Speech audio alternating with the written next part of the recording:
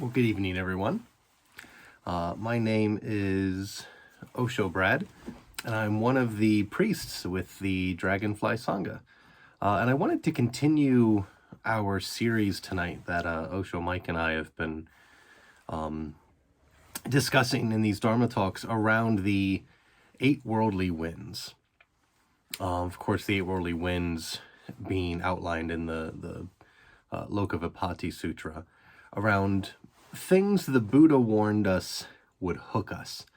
And the winds are in 4 pairs of things that we conventionally see as being positive and negative. So we have gain and loss, status and disgrace, praise and blame, and pleasure and pain. And tonight I'm going to talk about the 3rd pair, which is praise and blame. And then Mike will finish our series by talking about pleasure and pain in his next talk.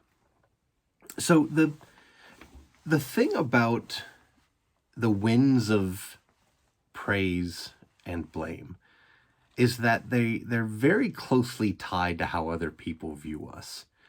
On the positive side, when people are giving us praise, our social media posts are getting lots of likes, we feel like winners, that can all feel very validating, right? It really feeds into our ego selves, right? But on the other side of that, the negative side of blame, the wind of blame, that's when people are accusing us that we've done some kind of wrong, whether we actually did or we didn't. We feel like we're the scapegoat, and it feels really gross, right? And here's one of the things I want to say up front. And as I was preparing for this talk, I came across someone had written that the worldly winds, is appropriate that they used a meteorological term like wind, because, pardon me, we can't help the wind. We can't help the weather at all, right? We can't change the weather. We can only change what we do in response to the weather, right? We can't make it stop raining, but we can bring an umbrella or a raincoat with us. And the nefarious thing when it comes to praise and blame is it feels like we have even less control over those, right? When it's largely in other people's hands to give us that praise that maybe we think we deserve, or maybe we feel guilty because we don't deserve that praise, or that blame that we're like, I didn't do anything, or yeah, I did, that was my fault, and then we kind of wallow in that. And some of the things that we try to do in response to these winds, this meteorological phenomena or spiritual phenomena of wind, is we try to manage our reputation, right? We're like, okay, I want to live my life in a way that I get lots of praise and I limit the amount of blame that I get, right? So like I said, we manage our reputation. We're, at work, maybe we're working long hours. We're always saying yes to projects so that people will like working with us and that they like us. On social media, we're taking 50 pictures to get that one photo that looks just right, that we know that everyone's going to like, and we're going to use it for 5 years, 10 years from now, and we don't look like that anymore. We use filters to smooth out our skin and make ourselves look more attractive, right? But like I said, sometimes this is just straight up out of our hands. One of 3 stories I want to tell tonight. The first story relates to, being in a work situation. And I've always prided myself on being a good worker, and taking on that additional work, doing my best, things like that. But I remember there was a time earlier in my career where I was working for a small company, and so I wore a lot of different hats, so to speak, and had a lot of work that I was responsible for. And I fell into the trap a little bit of working on things that were enjoyable to me and not necessarily the most important things. So my manager said to me, like, hey, I need you to say no to this work so that you can focus on this work over here. And tell people I said you could say no. And so I did. And when people would come to me and say, hey, could you do this? I'd say, I can't. No, I've been told I'm not supposed to work on that. And so unbeknownst to me, I started to develop this reputation that, like, boy, Brad's really disagreeable now. He's not saying yes to all of this work. And I thought everything was fine. And then one day, you know, it was actually the CEO of the company was in town. And it was a small company again, so it was not like the executive came and I had never seen this person before. But he said, hey, Brad, like, you know, could you come with me? I want to have a quick meeting with you. I was like, sure. So I go into one of our conference rooms and there's all my peers from the office. And essentially it was almost like an intervention where they were like, we just want to make sure everything's okay. You've been turning down a lot of work lately. And I was so thrown off. I was like, I'm fine. You know, I was told to turn down this work in favor of this work. And all of that is to say that even when we think we're doing the right thing, the praise and the blame and other people's impressions of us can really be out of our hands, right? So it's something to remember that try as we might, it's really hard, and I would say impossible, to stay ahead of that praise-blame game and have things wind up in our favor. And another thing is, you know, we may get stuck in our minds around times in our life where things were going our way, where we got a lot of that praise. Maybe there was a time in our life where we won some kind of a competition and it was a real high, or we won some kind of an award. So we had some external recognition that was really nice and we really appreciated that. Or a milestone birthday or anniversary. You know, there's a big party. It felt really good because we hit the big 3-0, 2-5, 4-0, 13, you know, what have you. A big milestone age, right? 21, 50. And we're like, oh, that was great. Like, I hope that happens again, maybe for my 51st. You know, we can do that again. Something like that. Or just a time in your life where you kind of felt like you were on top. Everyone was congratulating you. And and then that changes and it feels bad. The praise goes away. It's no longer that big important birthday where, you know, everyone stopped celebrating that big win or that championship. The award starts to gather dust on the shelf a little bit. It's not as important to other people.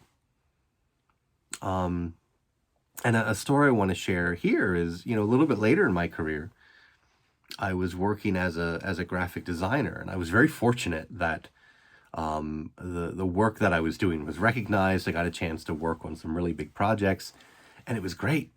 You know, we even had these sort of, you know, peer-to-peer rewards that we can give at this company. And I would get all sorts of those rewards. I was like, this is great. You know, like all these people recognizing my work and I'm doing something that I really enjoy. So, you know, win-win. And then, you know, as one of my managers would always say, like, the reward for good work is more work. And so I was promoted which was great, but into a role where I just did not have a lot of experience. And it was a ton of learning. And now I was leading people. And so I needed to, you know, learn to work through them and not just, you know, get all of the praise myself, but still, you know, be accountable for that in a certain regard, right? As you are when you lead people. And boy, what a change. Because suddenly where there was all this praise and I felt like I could do no wrong, now it was, well, I'm on the hook for this thing. Why didn't this go the way it was supposed to? And what are you going to do with this? And have you thought about this yet? And boy, it really threw me for the loop.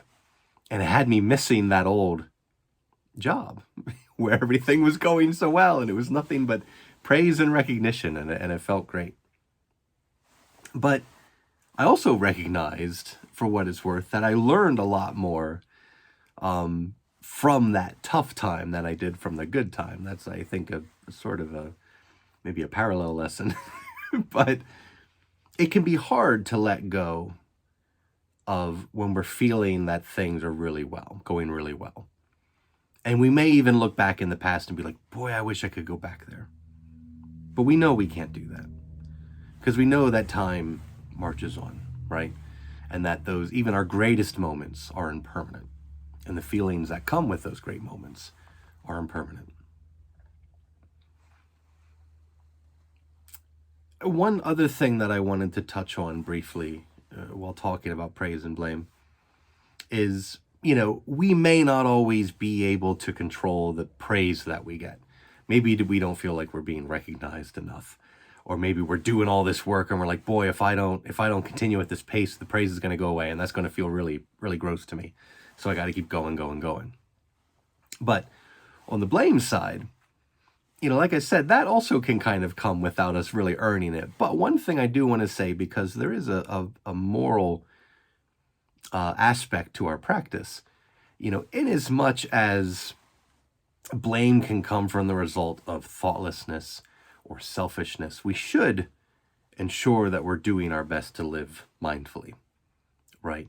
A few months ago, we offered some talks on the Eightfold Path, and certainly there's ethical aspects of the Eightfold Path as well, specifically around livelihood, speech, and action. And so, just a reminder, as it does come to blame, there can be an aspect of blame that can point out to us like, hey, maybe that wasn't a very nice thing to say, or maybe I shouldn't have done that, or maybe the work that I'm doing is having a negative impact, and we should be aware of that.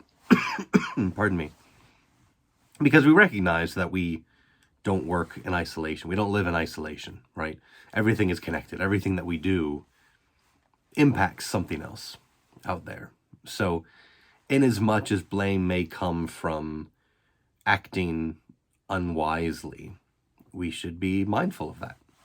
And we should strive to live in a way, not necessarily to earn blame or earn praise, or strictly to avoid blame, but to recognize like, hey, if blame is coming our way, don't just brush it off, be like, oh, this is transient, I don't need to worry about this. But, am I living in a way that is wholesome and kind? And am I intending harm? And if I'm intending harm, then why am I intending harm? And what can I do to change that? But to kind of, reiterate the fickleness of these winds of praise and blame, we can't control what people think of us. We can do our absolute best. We can try to never do wrong in the eyes of other people. But everyone's going to have their own version of us in their heads. I heard that someone say that one time. Like, everyone has their own version of you. I may think Brad is A, B, and C, but, friends I've had for a long time may be like, well, Brad is kind of D, E, F as well. And people I run into very briefly, maybe on a weekly or monthly basis, be like, well, Brad is more of an R or a P or a Q. Everyone has a different version of themselves. And you can't control that, right? No matter how much attention you may give to your reputation and things like that, you certainly can't control what others think of you. And that's okay. People will form their own opinions, and you can't always do anything to change that. The last story I wanted to tell as it pertains to the winds of praise and blame, going a little further back in time, when I was in college, studying for my bachelor's. I was in the religion and philosophy department, which I guess maybe shouldn't be a surprise as a priest. But I actually, when I started my undergrad, I started as a pre-ministerial student in the United Methodist Church. Clearly that didn't take. Things changed. My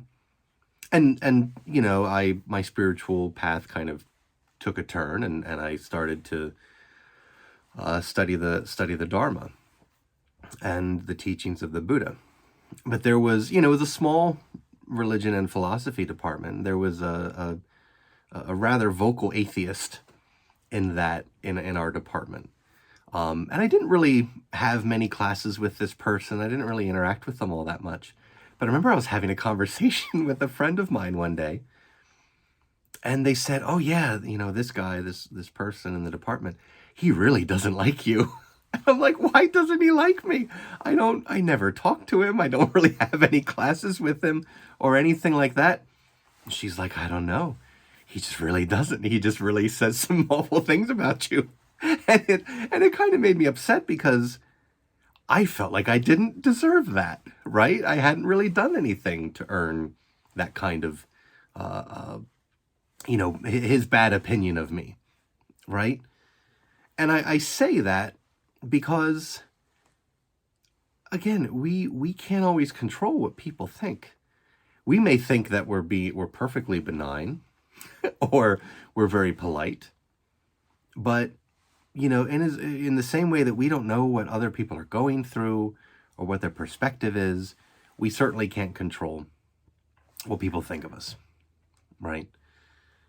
But that doesn't mean that it's easy, right?